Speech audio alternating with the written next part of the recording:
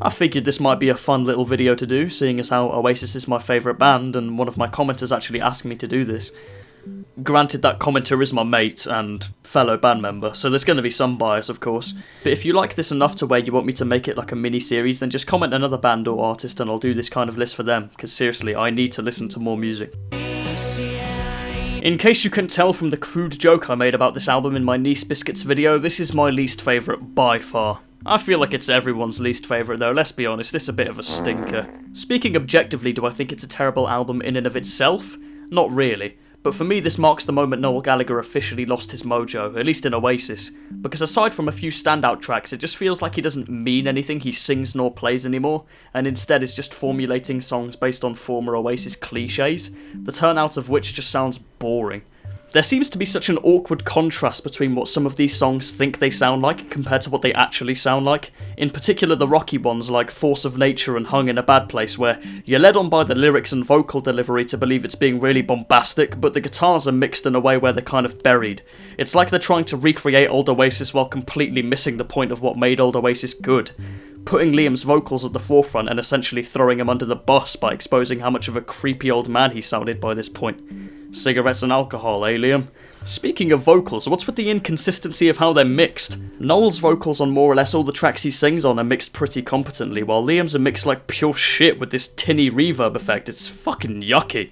This album also marks the moment Oasis became a songwriting democracy, which I've never been a fan of, especially seeing as Liam's songs in particular tend to be massively hit or miss. Jesus Christ, Born on a Different Cloud? That's 6 minutes of my life I'm never getting back. Alternatively, Songbird is a pleasant little 2-minute tune that I've always liked, so now I'm confused. Liam, are you a shit songwriter or not? Make your mind up, mate. Oh, and by the way, at the end of all of these, I'm going to be doing a little track roundup where I organise the tracks into categories consisting of great, good, just alright, and bad. So here's my thoughts on Heathen Chemistry summed up. I go to talent show every Sunday. I wear buns in my hair all day, every day. I like to barber. This one just lands in the eh pile for me, because although nothing sticks out as being bad, unlike with Heathen Chemistry, the latter half to me has always felt very dull with little to no variation, which you can at least say Heathen Chemistry has. There's at least 4 songs on this which use such similar motifs to the point where they're virtually indistinguishable, at least in my mind. The first half is pretty good though, with tracks that rarely overstay their welcome, and when they do are usually instrumentally interesting enough to where I can forgive that. This album does hold a special place somewhat in that it definitely has its own distinguishable sound, but that's also part of the problem when they proceed to beat that sound into the fucking ground. A bit like I'm doing with the points I'm making right now. I go to talent show every Sunday. I wear buns in my hair all day. Why didn't you guys just release the master plan instead of this? You could have had 3 classic albums on the trot. What is there to say about this album that hasn't been said a million times before? I mean, its flaws are that it's overblown, too long, and lazily written. I heard Noel Gallagher say in an interview one time that of all the songs he'd written before he joined Oasis, the Be Here Now tracks were the ones left over from the first 2 albums. Noel, if they weren't deemed good enough to go on those first 2 albums, they probably shouldn't have gone onto any album, period. But I digress. Is it terrible? No. The thing is, when you have tracks like these, which for the most part are so melodically unentertaining and instrumentally bare, you want to make them short so that for that short burst of time they're as enjoyable as they can possibly be. Needless to say, Oasis did the opposite. Stand By Me, Magic Pie, and Be Here Now, the title track to name a few, are some of Noel's weakest choruses, and yet he deems it necessary to repeat them over and over. People tend to have a go at the mix on this album, which, to be honest, I've never really had a problem with generally speaking, apart from the opening track, do you know what I mean? Jesus Christ, whoever mixed that shit, I hope they were fired promptly. On the upside, Liam's vocals are pretty strong on this album, especially on I Hope I Think I Know, Fade In Out, and Don't Go Away. With no hint of irony either, they genuinely are quite good, so it's got that going at least. Damn it! I go to talent show every Sunday. I wear buns in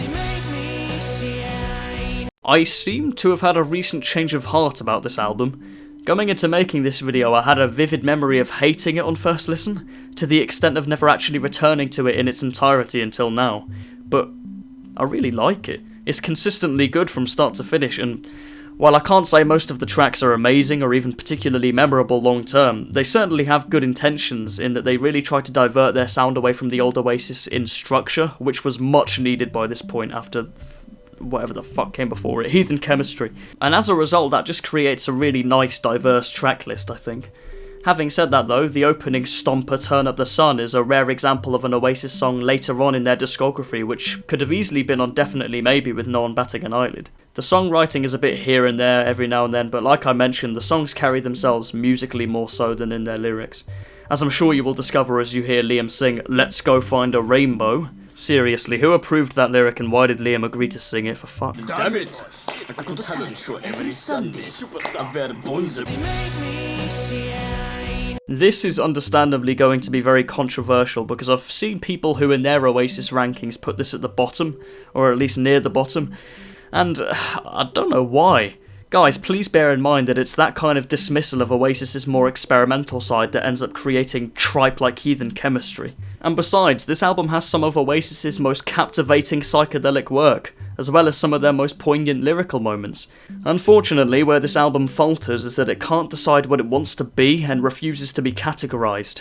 Which would normally be fine because I love an album to be a bit of a mess, just not a mess in the sense of being blown away by one track and then leaving another wondering, what the fuck was that? Seriously, what's with the inconsistency of quality here?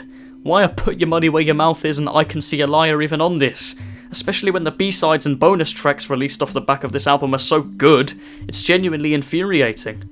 It's like Oasis, in spite of their psychedelic success on this record, seem to still want to write forced stadium rock tunes with big choruses and glaring guitar overdubs, when you don't have to anymore, like for fuck's sake, move on. And on an album as instrumentally stripped back and intimate as this, it just sticks out like a sore thumb in the worst way possible when they try and have these big rocky stompers on there. And on top of that, they don't even achieve what they set out to do, because I can't for the life of me picture the two songs I just mentioned going down a storm live at all. I wouldn't doubt that they didn't even perform them live, they're that shit. And I suppose with this album comes the elephant in the room, so here we go. Little James was Liam's first writing effort on an Oasis album, and as much as I think it's poorly written like everyone else does, you can at least tell it came from a place Liam felt very passionately about. Like, you can tell he means what he sings, so I give it a pass for that. Instrumentally, I actually think it's really nice. At the end of the day, what you've got to admire about this album is how successfully Oasis pulled through in spite of Noel's alleged writer's block, the band departing from Creation Records, and the band losing Bonehead and Gwigs. I mean, come on, give him the benefit of the doubt. Damn it! I go to talent show every Sunday. I wear bones. Genuinely, I think this album could potentially go toe-to-toe with my number 2 pick. That's how good it is. Which just leaves me wondering why some of these, in my opinion, Oasis classics never saw the light of day. I mean, I was going to reel off a list of some of the songs from this album I love, but then I'd basically be reading the whole track list. Well, apart from the Swamp song, which I skipped, to be honest. I just feel like there's a reason it only appears in the form of interludes on What's the Story, and that's because in its entirety it wears on me very quickly. Maybe I'm the only one, I don't know. I mentioned earlier about loving messy albums for their variation, and this might just be the pinnacle of that in Oasis's case. No two tracks really do sound the same, and I love it for that. Fade Away is my favourite Oasis song, so it's always a special moment to hear that come on. Despite some of the song's immediate quality, there is sometimes the issue of the choruses being slightly overplayed, a bit Be Here Now-ish. And on a similar note, these songs being written specifically for B-sides occasionally shows through their abundant lack of a second verse. But neither of these very nitpicky complaints have ever led me to dislike any of these tracks or want to skip them, so yeah, lovely stuff. Damn it! I go to talent show every Sunday. I wear bones. I wouldn't doubt that there's no one who wouldn't stick Definitely Maybe and What's the Story in their top 2. Absolute bona fide classics, what is there not to love? And although I like What's the Story a bit more, they're virtually interchangeable for me. If you haven't heard either of these or are looking to get into Oasis, then these two records are essential listening, let me tell you. Strictly speaking, they're the only Oasis albums you really need to hear, because all their top tunes are on them after all. And as much as I love them both, my words, as I'm sure you know by now, are driven much more passionately when they come from a mean-spirited place, and I have nothing mean to say about either of these, so I guess all I have left to say is listen to them if you haven't, because I love them. So yeah, that'll about wrap up this video. Bit more of a niche one, but I hope you enjoyed it, and I'll see you next time.